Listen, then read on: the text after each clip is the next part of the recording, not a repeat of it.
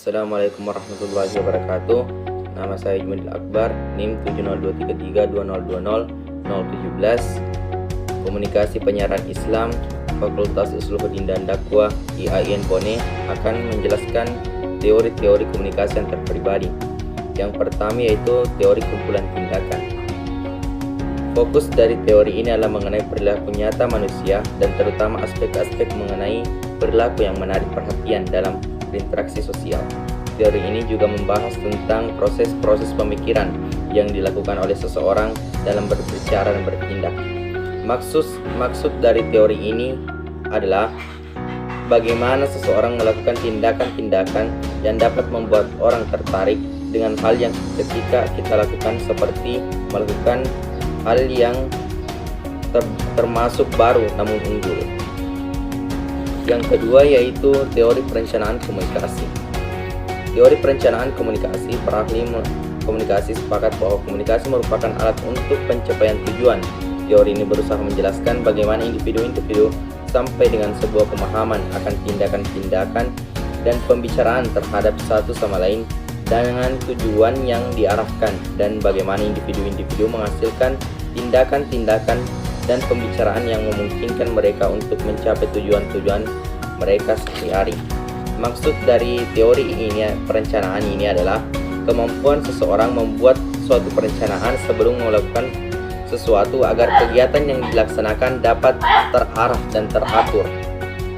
Yang ketiga yaitu teori konstruktivisme.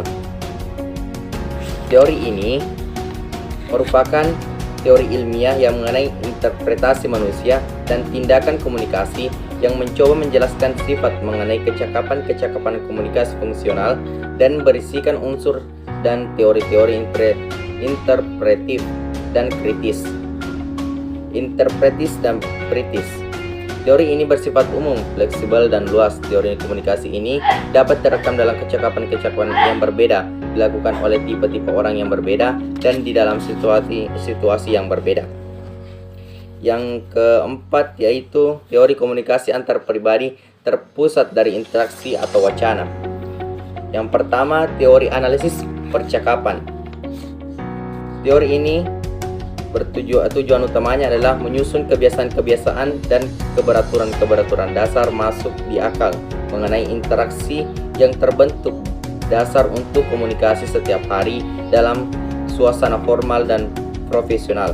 Teori ini menggunakan rekaman lapangan tentang percakapan dan macam-macam pembicaraan lainnya, memasukkan perilaku dalam interaksi sebagai data, dan membangun deskripsi-deskripsi yang sistematis mengenai mekanisme-mekanisme yang memungkinkan perilaku manusia. Maksud dari teori analisis percakapan adalah bagaimana seseorang mencari perilaku seseorang melalui rekaman atau percakapan yang didapatkan dari orang lain. Yang kedua yaitu teori kebohongan antar pribadi. Teori para peneliti menerangkan bahwa orang seringkali menemukan diri mereka dalam situasi yang membuat mereka kurang jujur guna menghindar dari melukai perasaan atau menyerang orang lain, untuk menampilkan kualitas terbaik mereka, menghindarkan terlibat dari suatu konflik, atau mempercepat dan memperlambat suatu hubungan.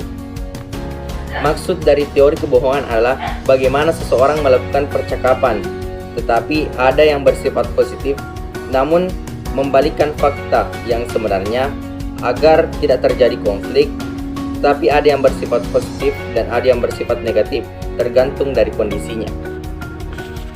Yang ketiga yaitu teori kesopan santunan. Teori kesopan santunan merupakan model rasional. Teori ini mengarahkan perhatian kita bagaimana ciri-ciri bahasa yang ditafsirkan dalam konteks sosial, menjelaskan pola-pola yang berulang-ulang tentang struktur bahasa, penggunaan, dan kesimpulan. Teori ini membuat prediksi-prediksi mengenai pola-pola penafsiran tentang penggunaan bahasa. Maksud dari teori ini adalah bagaimana seseorang mengajarkan tentang bagaimana seseorang mempelajari bagaimana cara berbahasa dan berperilaku agar dapat berkomunikasi dengan baik dan terhindar dari rasa malu. Yang ketiga itu teori komunikasi antar pribadi terpusat pada hubungan. Teori pertukaran kasih sayang.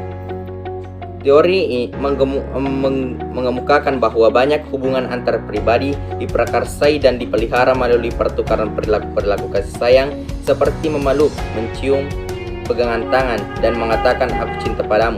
Pernyataan kasih sayang ini sering bertindak sebagai saat yang menentukan dan mempercepat pengembangan hubungan. Maksud dari teori pertukaran kasih sayang yaitu bagaimana seseorang melakukan komunikasi dengan baik dan romantis dan mengungkapkan isi hati dengan mengatakan "aku cinta kepadamu", karena tidak mungkin seseorang mengetahui kalau kita mencintai dia kalau kita tidak mengungkapkan atau mengomunikasikannya. Yang kedua yaitu teori pertalian. Teori pertalian pokoknya yaitu bahwa umat manusia memiliki kecenderungan pembawaan lahir untuk membentuk pertalian-pertalian dengan orang lain, dimulai sejak masa kecil sampai berlanjut sepanjang umur. Ciri-ciri utama dari teori ini adalah menyelidiki pola-pola terpadu tentang kognisi, emosi, dan perilaku sepanjang umur. Komunikasi menduduki peranan penting dalam teori ini. Komunikasi memiliki peran dalam proses pertalian. Komunikasi menyebabkan gaya-gaya pertalian untuk mengembangkan dan mengubahnya. Maksud dari teori ini adalah bagaimana sifat dan perilaku seseorang ada yang merupakan bawaan lahirnya dan ada yang dapat dari keluarga, dan ada pula yang terpengaruh atau diambil dari lingkungannya. Tergantung dari mana lingkungannya, maka dia akan berperilaku baik pula. Yang ketiga yaitu teori pengolahan kerahasiaan komunikasi. Teori ini adalah ketegangan dialektis publik pribadi, konseptualisasi informasi pribadi, dan peraturan-peraturan kerahasiaan. Teori ini memandang bahwa proses pengungkapan sudah menjadi sifat dialektis, makna yang orang ungkapkan. Mereka mengelola sebuah perselisihan dengan tarik-menarik tentang pengungkapan dan penyembunyian informasi diri. Oleh karenanya, seorang harus mengatur kerahasiaannya, yang mana harus diungkapkan dan yang mana harus disembunyikan. Maksud dari teori ini adalah kerahasiaan adalah bagaimana seseorang menyembunyikan sesuatu hal yang bersifat rahasia agar tidak diketahui oleh orang lain, karena orang yang terdekat kita pun belum tentu bisa dipercaya, karena diri seseorang pun belum tentu kita percaya diri sendiri kita. Sekian, assalamualaikum warahmatullahi wabarakatuh.